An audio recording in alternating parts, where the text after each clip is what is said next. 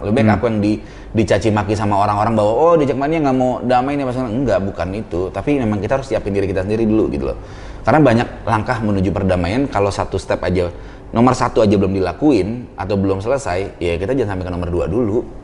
Nomor satunya selesai dulu, final dulu baru nomor satu itu kan misalnya kita tidak ada ujaran kebencian. Gitu. Yang sebetulnya kalau di stadion sudah mulai dilakukan oleh keduanya. Sudah mulai keduanya. Iya kan? Keduanya udah step itu sebenarnya udah mulai dijalankan gitu kan. Akhirnya kan tinggal turunannya aja nih di baju, di sosial media segala macam. Itu kan kita harus hilangkan dulu segala macam. Ketika itu sudah ada baru kita ke step selanjutnya seperti apa. Bener Bu, di kualitas ada cadangan.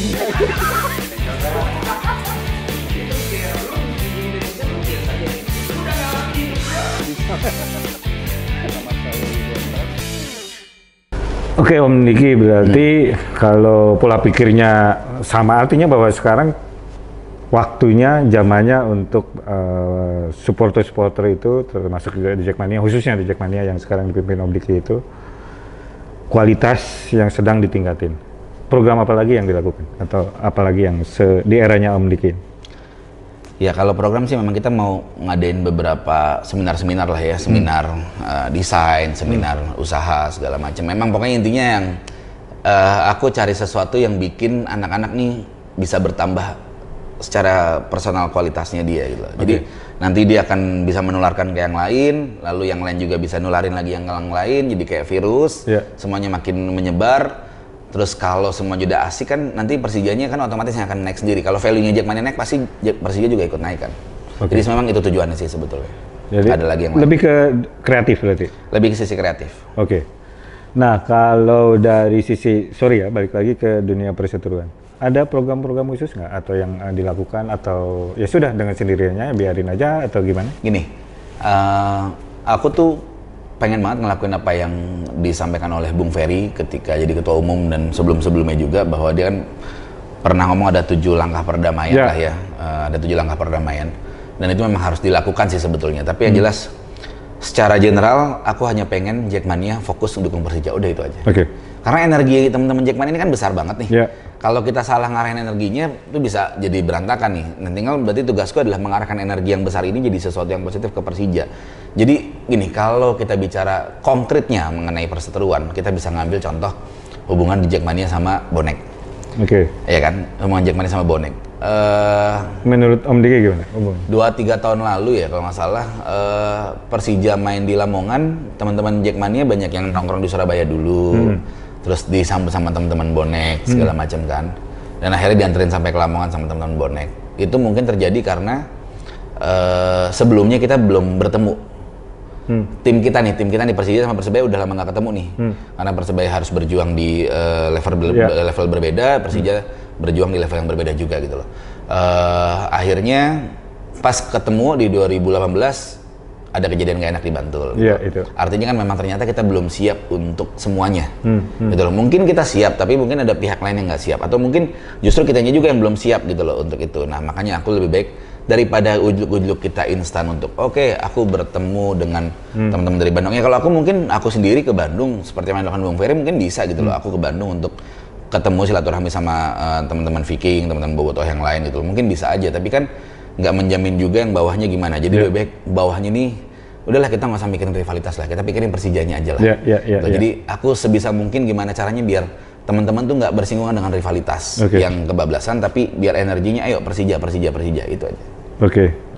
Artinya secara natural saja gitu kan. Kecuali mungkin kalau daerah-daerah perbatasan gimana melihatnya Om Diki?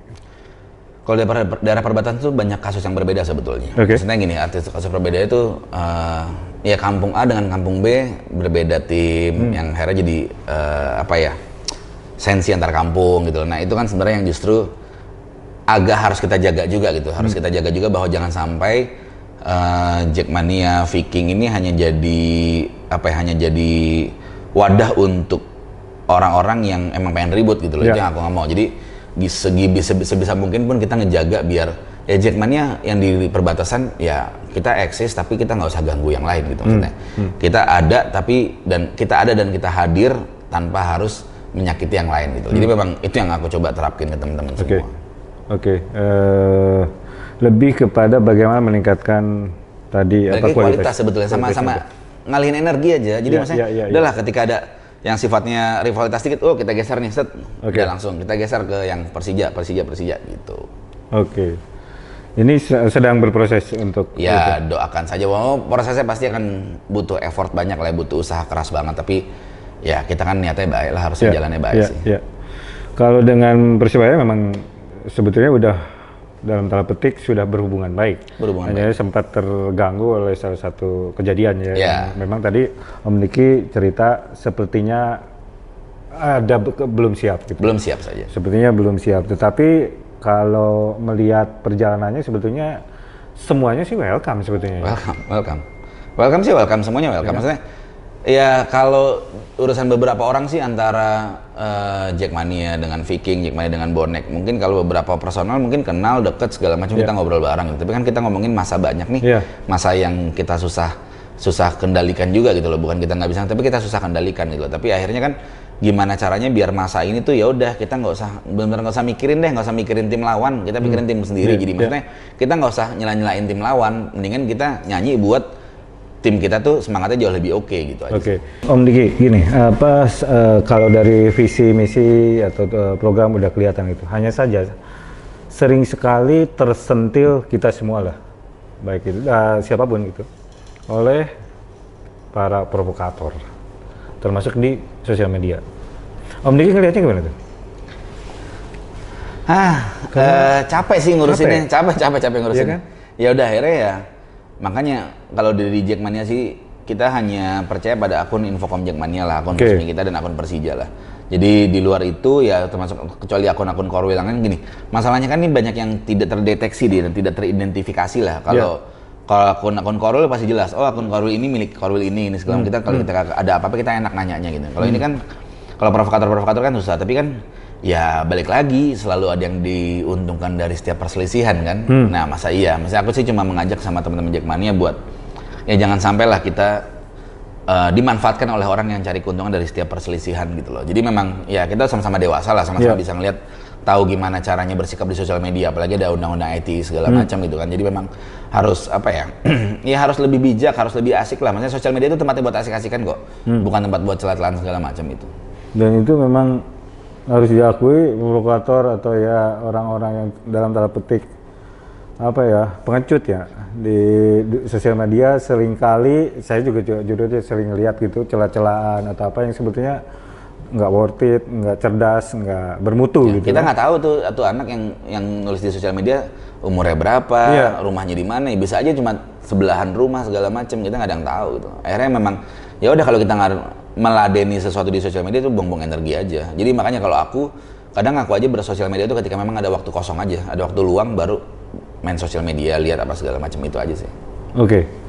Nah sekarang beralih sedikit ke Persija. Melihatnya gimana sekarang? Persija dengan The Jackmania dan Diki sebagai seorang ketua di Jackmania melihat Persija saat ini gimana? Hubungan dengan Persija bersinergi dengan baik. Kita berkomunikasi karena memang harus seperti itu gitu loh. Memang harus seperti itu. Jadi kalau nggak begitu kita balikin harus seperti itu gitu loh. Persija sekarang adalah Persija yang luar biasa, Persija yang dikelola dengan baik sepertinya karena karena udah jadi PT ya akhirnya harus profesional segala macam. Ya alhamdulillah Persija sekarang kalau misalkan nggak ada pandemi mungkin kita udah ngerayain pesta juara nih bulan-bulan ini, bulan Desember nih. Karena kan udah squadnya udah squad luar biasa nih, ada Marco Motta, Osvaldo Hai segala macam. Ya sayangnya memang masih ada pandemi terus harus di stop. Dan semoga Persija tetap menjaga semangat sebelum pandemi sih. Itu aja sih harapannya. Tapi tetap yakin ya dengan harus yakin. Kita kan fans harus yakin. Kita kan fans harus yakin bahwa tim kita adalah yang terbaik di antara yang lain. Dan mau itu jelek mau apa segala macam, pokoknya yang terbaik udah titik. Itu aja. Artinya memang karena pernah ada satu masa ketika Persijanya betul-betul jelek, malah dalam tanda petik berantem dengan supporternya gitu. Ya wajar sih Mas, karena kan Persija itu kan bisa dikatakan hidupnya dari fans. Ya memang di mana-mana pun industri sepak bola pasti klub itu hidupnya dari fans kan. Ya ketika fans merasa tidak puas, maka ada yang disampaikan oleh fans gitu loh. Dan alhamdulillah sih kalau sekarang tapi komunikasi dengan Persija sekarang baik-baik aja sih. Dan karena orang-orangnya juga dalam tanda petik udah cukup tahu sama tahu lah. Secara orang-orang profesional juga, orang-orang yang bukan dalam tanda petik sembarangan lah, punya kualitas termasuk seperti Om Diki. Aduh. Nah kalau melihat dunia sepak bola Indonesia secara umumnya gimana? Menurut Om Diki gimana? Drama. Drama. Apa ya, drama itu bukan drama, kayak drama musikal dong. Drama musikal kan kadang ngebosenin, kadang enggak, segala macem, tapi kadang seru gitu loh. Kayak drama musikal, tapi drama musikal mungkin ya kalau kayak Les Miserables itu nggak apa oke lah, kayak Phantom of the Opera itu oke lah ya. Ini drama musikalnya tuh kurang asik lah gitu maksudnya. Kontemporer nggak jelas. Nyanyinya fals gitu. Oh, iya. Drama musikal tapi yang nyanyi fals gitu loh. Maksud gue ini kan nggak ya tidak menyenangkan sama sekali untuk ditonton di sepak bola sekarang. Artinya gimana ya, sepak bola sekarang tuh kayak apa ya? Maksudku kayak kejadian kemarin deh ketika Persija dinyatakan mewakili Indonesia gitu loh. Tapi ternyata regulasinya berkata tidak, berkata sebaliknya. Konyol kan. Padahal harusnya yang ngasih regulasi, yang memberikan informasi mengenai regulasi itu adalah federasi. Iya. Kalau rakyatnya nyari sendiri federasi, udah nggak usah ada kompetisi. Kita aja ngejalanin kompetisi gitu loh. Ya buat apa ada federasi gitu? Maksudnya kalau regulasi pun harus dicari sama rakyat sendiri. Kita ini fans ini kan rakyat. Kita kan ngikutin, oh kita ditunjuk, oke, hore, ye, oleh Elo Asia, Persija back, bla bla segala macam. Wajar. Orang kita yang dengerin federasi kok. Wajar dong kita senang. Tapi tiba-tiba ada tuntutan segala macam berubah. Nah, istilahnya quote unquote di prank sama PSSI. Enggak sih. Aku nggak merasa di prank bahwa PSSI menunjukkan ketidakmampuannya untuk mengelola sepak bola dengan melakukan hal seperti ini dan harus mengorbankan Persija Jakarta dan Jackmania sebetulnya. Tidak layak untuk berada di sana mereka. Bukan tidak layak, tapi tidak kompeten aja. Tidak kompeten sama tidak layak. Kalau layak kan subjektif. Bisa orang bisa subjektif lah. Lebih pas Om Diki mau mengatakannya lebih pas dengan kata tidak kompeten. Tidak kompeten. Mereka itu ada di sana. Ya karena harusnya kan. Karena hal kecil itu. Itu kan hal kecil. Hal kecil banget gitu yang harusnya tidak terjadi. Dan ini bukan yang pertama sebetulnya kan. Aku nggak tahu kalau kaitan sama Persija mungkin ini yang pertama. Ya maksudnya ketika zaman dulu ada yang tidak didaftarkan. Ya. Itu artinya kejadiannya mirip lah. Mirip, sehingga ada klub yang memang tidak jadi tampil karena tidak didaftarkan, padahal haknya gitu. Ya kalau kita sih The Jack senang-senang aja disuruh mewakilin Indonesia Persija, ya happy lah. Siap aja kita ke Asia, oke, kita udah apresiasi lah keputusan itu. Tapi kan balik lagi ketika, oh ternyata ada regulasinya tuh, regulasinya seperti apa? Ini. Oh ya berarti bukan Persija dong harusnya dong. Ya udah baru. Kita sih nggak ada masalah mau Persija karena memang kalau secara ini ya. Memang Persija di aturan nggak ada gitu loh, nggak ada di aturan nggak ada hak untuk mewakili. Dan sebenarnya tidak berharap juga dalam tanda petik awalnya, ya artinya ketika federasi mengatakan Persija, ya merasa senang dong. Nah, ketika Persija tidak lolos verifikasi pertama kali itu yang mengajukan banding dan akhirnya lolos, itu kan adalah tuntutan dari Jackmania bahwa loh tim sekelas Persija mau lolos nggak lolos KFC itu harus lolos verifikasi. Emang levelnya tuh udah ada di situ, levelnya udah ada di atas gitu loh. Justru itu yang aku dorong ke teman-teman bahwa ya kita harus ngedorong Persija buat harus lolos verifikasi, mau lolos nggak lolos tuh ya harus lolos verifikasi AFC itu gitu loh. Federasi tidak kompeten. Memang saya juga sempat nulis di sosial media saya, mengurus itu aja tidak mampu, bagaimana mengurus sepak bola kita. Mengurus itu tuh mengurus apa? Yang tadi yang kita bahas, mengurus regulasi soal klub yang akan tampil di AFC aja jadi konflik gitu. Itu kan hal kecil banget. Bagi saya sih itu peanut banget, maksud saya kecil banget gitu. Sehingga kan menjadi ramai. Ya itu termasuk menjadi perbincangan, perseteruan di sosial media, jadi ramai juga. Kan jadi supporter yang jadi korban juga. Iya. Maksud gue gini, kita harus paham bahwa supporter itu tidak semuanya bisa sesuai apa yang kita mau. Jadi pasti supporter itu dari kalangan yang berbeda-beda, ada orang yang bisa menerima dan yang bisa enggak. Ini kan jadi masalahnya ketika orang yang bisa menerima. Misalkan contohnya ada yang kata-katain Persija di prank segala macam, akhirnya dia jadi emosi, kata-kataan, akhirnya jadi ngelebar kemana-mana gitu loh. Nah ini kan situasi yang sebetulnya harusnya bisa dipahami dulu sebelum ngapa-ngapain bahwa akibatnya apa kalau begini apa segala macam. Ya aku sih berharap semoga ini kesalahan terakhir lah, maksudnya jangan sampai lagi korban-korban salah regulasi seperti ini gitu loh. Dan semoga juga biar sepak bola kita nih nanti kalaupun jalan Februari ya memang harus ada perbaikan di semua sektor sih, semua sektor dari kompetisi, dari kualitas kompetisi lah, terutama kualitas kompetisi sampai menentukan kebijakan masalah pandemi ini juga harus clear banget sih. Itu sih. Sementara tetangga kita udah mulai dari Agustus tahun lalu Malaysia udah bergulir, ya kan? Iya mungkin ya, tapi maksudku aku yang lihat gini, memang setiap persoalan pasti berbeda-beda lah mas. Maksudnya Indonesia sama luar negeri itu pasti beda, kita nggak bisa samain. Tapi kan yang kita belum lihat adalah effortnya dari federasi dan operator nih ngapain untuk menjalankan liga. Gitu. Kalau dari sisi jujur, dari sisi fans belum pernah diajak ngobrol. Sama sekali ya? Belum pernah diajak ngobrol. Nggak pernah ada apapun gitu? Karena gini, aku pikir orang stakeholder itu nggak ngasih izin pasti kan yang dilihat bukan bolanya, kerumunannya kan. Iya betul. Contoh Persija Persib, pasti anak-anak reject nobar. Nah untuk ngakalin itu gimana? Kan harus ada dialog sebetulnya. Ya, maksudku gini, apa sih susahnya dialog dengan Pemda? Betul. Kerjasama federasi dengan Pemda setempat yang punya kota atau daerah yang ada tim Liga 1-nya untuk oke, kita sepakat ya nanti Pemda bantuin kita untuk bikin regulasi atau aturan mengenai nobar tuh gimana segala macam, atau mungkin Pemda mau misalkan Pemda DKI mau nyediain kelurahan buat nobar akhirnya mengurai massa gitu. Kan itu bisa aja. Itu kan salah satu hal yang harus dilakukan sebetulnya gitu loh. Nah, ini yang aku belum lihat bahwa Persija Persib orang pasti kalau misalnya kemarin main di Bantul ya mungkin orang anak-anak reject sekitaran itu bisa datang ke Bantul gitu. Bisa melihat segala macam. Karena kan memang semangatnya kan luar biasa kan. Nah, tapi kan solusi untuk menanggulangi itu tuh apa gitu. Nah itu yang aku lihat sekarang belum ada. Belum pernah ngomong kita juga fans. Saya juga dunia media lah tidak pernah mendengar apa yang dia, walaupun mungkin pasti ada pergerakan atau ada apa, tapi ya perbandingannya ya tetangga kita Malaysia tuh sudah dengan regulasi yang sangat ketat gitu. Ya, kemarin juga saya ngobrol sama Kurniawan, dia memberikan informasi yang luar biasa gitu, apa yang dilakukan federasi dan pemerintah, pihak kepolisian segala macam gitu, mereka komprehensif sekali gitu. Nah di kita saya tidak pernah mendengar atau membaca di media pun apa yang dilakukan untuk hal seperti ini, termasuk bagaimana mengajak bicara supporter gitu. Paling sederhananya kan bedanya Persija lawan Persela Lamongan di GBK misalkan sama fun football yang dimain sama orang-orang tuh apa sih sebenarnya? Iya. Kan nggak ada bedanya. Betul. Secara teori, secara core sepak bola kan sama. Ada pertandingan 11 lawan 11 dengan bla bla bla segala macam. Tapi kan yang membedakan adalah iya kalau Persija lawan Persela Lamongan ada sporternya. Berarti kan gimana nih mengelola sporternya aja. Ya kalau mengelola sporter ya ngomong sama sporter lah. Iya dong. Masa mau ngomong sama siapa gitu kan. Oke. Gitu. Nih satu lagi buat PSSI, kritikannya, masukannya, ajak ngomong lah. Apa supporter-supporter itu. Pasti mereka juga punya pandangan-pandangan kan. Karena mereka sendiri yang memang bisa mengelola atau grassroots itu kan, bisa berkomunikasi, bisa memanage lah.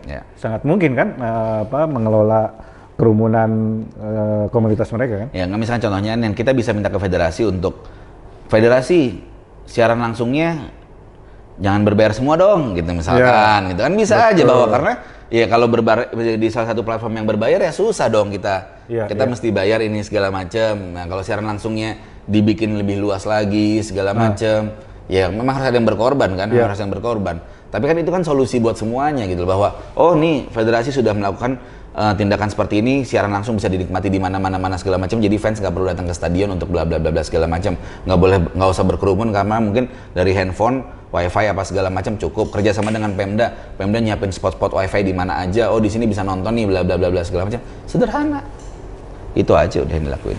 Oke, kalau sama orang yang tumbuh dari dunia kreatif memang banyak.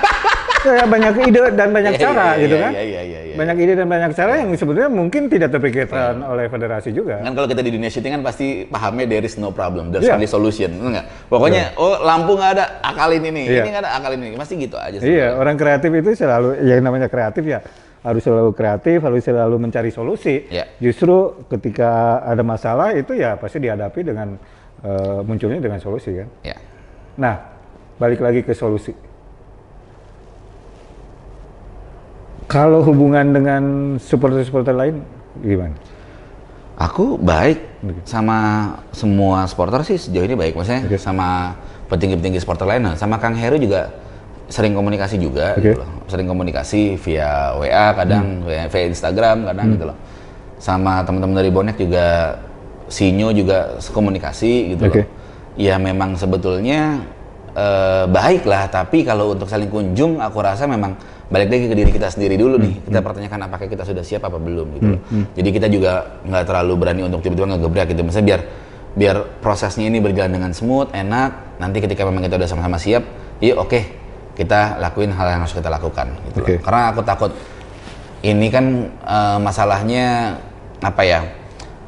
Kalau dengan klik aja tuh bisa berantakan gitu. Maksudnya dengan sesuatu yang sangat kecil aja bisa berantakan. Aja, misalkan contohnya kejadian seperti dulu Jackmania sama Viking yang tahun 2000-an itu yang kita pertama kali ke Bandung itu kan.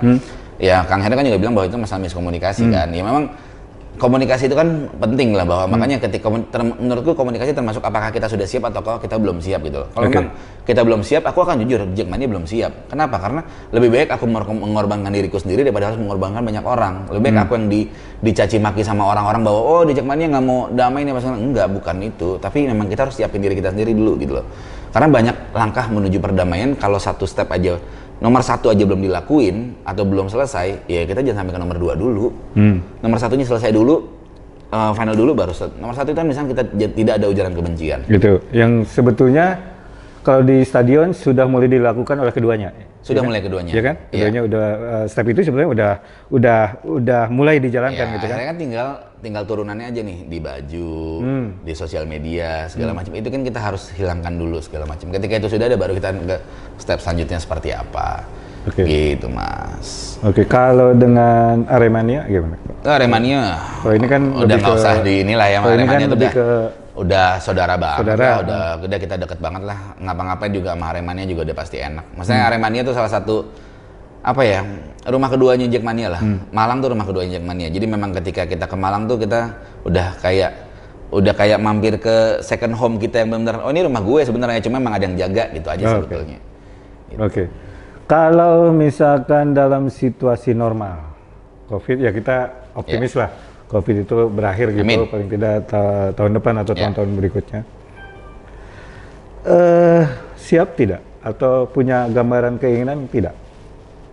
Satu stadion bersama Viking punya harapan? Ada, harapan itu pasti ada. Harapan itu pasti ada. Artinya kalau untuk mewujudkannya gimana?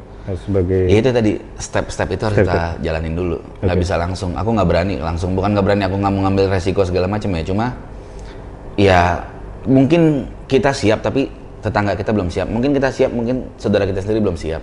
Mungkin kita siap, mungkin teman-teman kita sendiri belum siap. Jadi aku sebagai ketua umum aku harus memastikan bahwa memang kita siap semuanya untuk itu.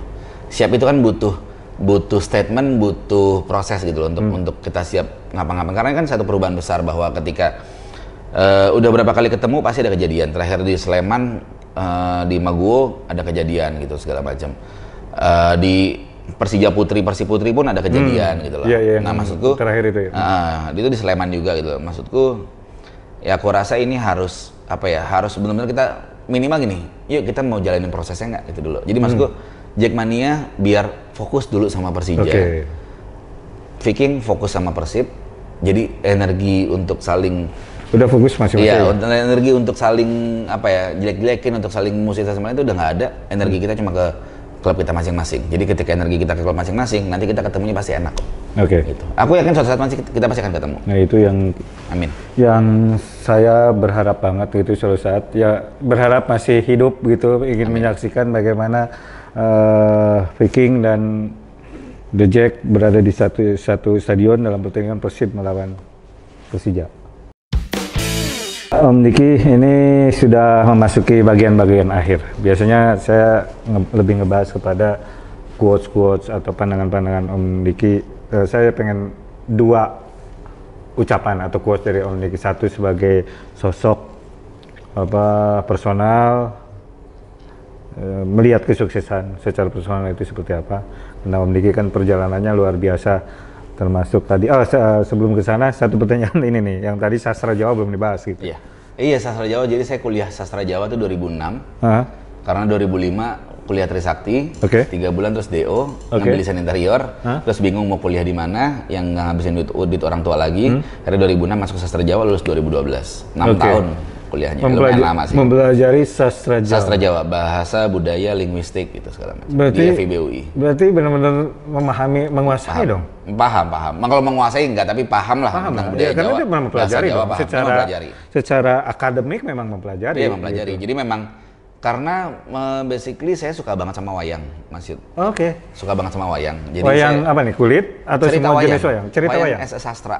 Oke. Saya suka banget sama wayang. Jadi menurut saya wayang itu sastra terbaik di dunia lah. Karena dari dua cerita yang kita tahu bisa jadi turunannya kemana-mana gitu. Ramayana Mahabharata. Ramayana Mahabharata. Iya kan? Iya, betul. Cuma dua cerita sebenarnya, tapi bisa kemana-mana gitu kan ceritanya. Iya. Akhirnya bisa melahirkan puluhan ribu cerita lain gitu yang betul, ada. betul. Nah dari situ saya suka. Sebenarnya balik juga karena teater koma. Oke. Kan idola saya tuh Mas Nando Riantiarno kan suka banget wayang, dia suka banget mainin naskah-naskah wayang lah, Petruk Dadi Ratu segala macam. Wah, akhirnya memang saya jatuh cinta sama wayang, akhirnya ya udah belajar sastra Jawa. Gitu. Oke, ceritanya memang menyukai. Ya. Pernah dengar wayang Menak nggak? Wayang? Menak pernah dengar. Nah, wayang Muslim, wayang Islam gitu. Ya, itu salah satu cerita yang lain di luar Mahabharata dan Ramayana. Nah, tapi yang menarik adalah sosok Om Diki ini justru menyukai wayang sebelum masuk ke sastra Jawa.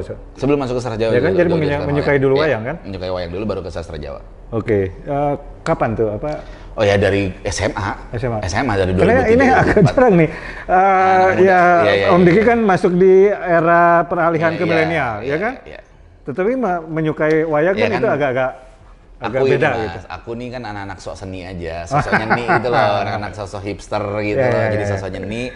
Terus ya udah kita masuk. Ya, maksudnya kita teateran nonton teater koma segala macam keren. Wayang, kenapa cerita wayang? Kita belajar wayang, baca-baca cerita-cerita wayang segala macam. Akhirnya udahlah 2006 kuliah sastra Jawa aja lah. Okay. Dan di situ kan juga belajar budaya. Saya juga suka sejarah kan. Sebenarnya suka ya hampir sama lah sama Bapak manajer Persija saat ini gitu loh kan. Suka banget kayak National Treasure segala macam. Nah, itu sama lah ya, sama lah untuk suka ya percaya bahwa Atlantis itu ada di Laut Jawa, di Borobudur itu ada apa, saya suka kayak gitu lah. Iya. Gitu. Oke, akhirnya masuklah ke sastra. Ya karena saya paling suka belajar tentang manusia. Maksudnya budaya itu kan tentang manusia. Karena saya percaya bahwa dengan belajar budaya kita bisa tahu gimana cara kita ngerubah masa depan sih sebetulnya.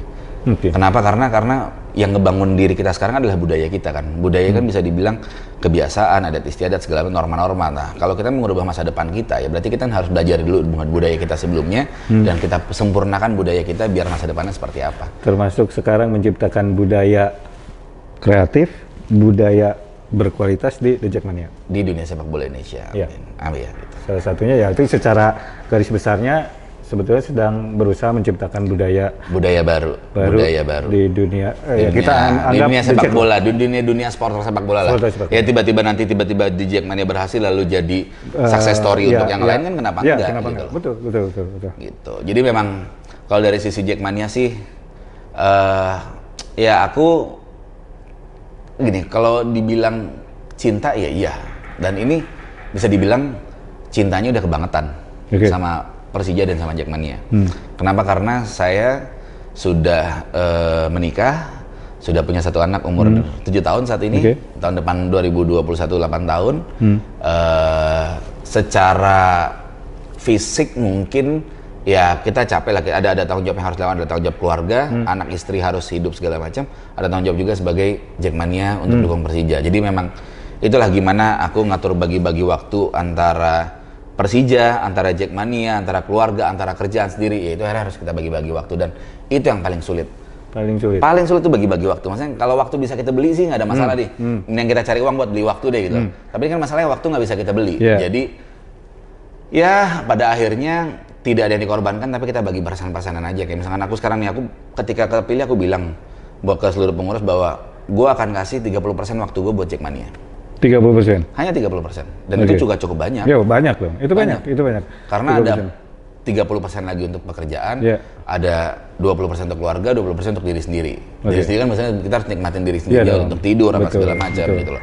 30% buat Jackmania kan kita harus berpikir juga, karena belum tentu apa ya, bukan nggak melulu aku harus datang, nggak aku segala kan pikiran kan energi, harus energi itu seperti apa. Energi, pemikiran segala macam. Nah balik tadi yang terakhir ini, quotes-nya apa? Quotes secara personal dan quotes untuk soal supporter setidaknya paling tidak untuk di Jackmania. Kalau untuk personal mungkin apa ya? Ya itu sih yang tadi kita omongin di dunia kreatif gitu loh. Kalau there is no problem, there's only solution gitu loh. Bahwa nggak ada masalah tuh nggak ada, adanya itu cuma solusi. Jadi gimana cara kita nyari solusi bukan membicarakan masalah. Karena kalau kita bicarain masalah kita nggak akan kemana-mana. Tapi kalau kita ngebicarain solusi, kita bisa ngeliat masa depan. Itu sih sebetulnya. Luar biasa. Kalau untuk sepak bola Indonesia, kalau untuk Persija dan Jackmania, mencintai sepak bola itu apa ya? Mencintai sepak bola tuh aneh sebetulnya. Karena nggak ada yang masuk logika sama sekali. Mencintai sesuatu di sepak bola tuh nggak ada logikanya. Karena apa yang diuntungkan dari mencintai klub sepak bola gitu loh, nggak ada. Tapi ketika kita mencintai klub sepak bola, kita benar-benar tahu arti kata mencintai yang sesungguhnya. Kenapa? Karena paling tulus itu adalah mencintai, ada rasa cinta fans ke klub bolanya. Dan setia. Ya itu. Nggak pernah ada putus kan? Kalau cinta udah pasti setia. Iya kan? Gitu dong. Ya, artinya kalau udah setia berarti nggak cinta. Hubungan misalkan percintaan dengan apa lain jenis itu bisa berubah, bisa berganti. Ya, tapi kalau dengan lain jenis, kalau dia nggak setia berarti udah nggak cinta. Ya. Nah berarti kan rasa cinta paling besar itu adalah rasa cinta fans ke klubnya. Selama masih ada cinta itu. Kalau kalian udah nggak cinta ya udah. Karena walaupun dia tidak ada di stadion, tapi dia tetap mencintai klub itu, dia kan pasti nyari cara untuk nonton. Kebayang deh contohnya ketika Persija melawan Mitra Kukar 2018, 70.000 orang di dalam stadion. Itu di luar stadion GBK itu mungkin ada ratusan ribu orang. Mereka mau ngapain sih datang ke situ? Mereka hanya ingin merayakan. Mereka ingin merasakan euforia bahwa Persija juara, Jakarta juara pada akhirnya gitu. Hanya itu yang ingin mereka lakukan. Dan itu kan besar sekali dan mungkin nggak ada selain agama ya, dengan fanatisme sebesar itu. Jadi pesannya apa tuh buat? Ya pesannya jaga cinta kalian terhadap klub, karena kalau kalian mencintai klub kalian, maka kalian akan menjaga klub kalian itu. Karena esensi dari cinta adalah menjaga. Luar biasa. Terima kasih banget Om Diki. Thank you banget. Thank you. Luar biasa itu obrolan saya dengan Om Diki Sumarno, Ketua Umum ya, Jackmania. Sahabat lama saya, tapi sudah lama juga tidak bertemu, 45 tahun ya. Terakhir kita ketemu 45 tahun lalu, ya, tapi kita tetap update di WhatsApp, sosial media segala macam gitu. Terima kasih banget. Sukses terus untuk Om Diki dari sisi karir bisnis, karir di The Jackmania juga program-programnya, kemudian sehat terus juga bersama keluarga. Sukses juga buat Sportsmax ya. Terima kasih. Terima kasih. Oke semua, itulah obrolan saya dengan Om Diki. Kita ketemu lagi dengan narasumber-narasumber yang tentunya tidak kalah menariknya. Thank you.